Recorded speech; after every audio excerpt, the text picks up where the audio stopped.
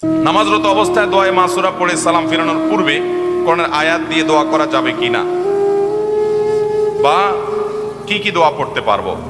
ভাইরা আমার, নামাজের শেষ বৈঠকে আমরা যে দোয়ায়ে মাসুরা পড়ি, আল্লাহুম্মা ইন্নী যালামতু নাফসি যুলমান কাসীরা, অত্যন্ত আবেগঘন একটা দোয়া।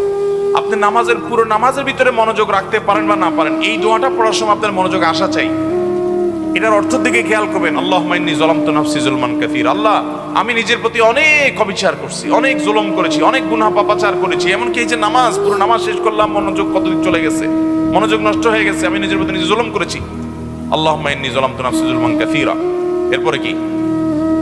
ওয়ালা ইয়াগফিরুয যুনুবা ইল্লা, আল্লাহ পাপাচার সমূহ আপনি ছাড়া কেউ মাফ করতে পারেন না।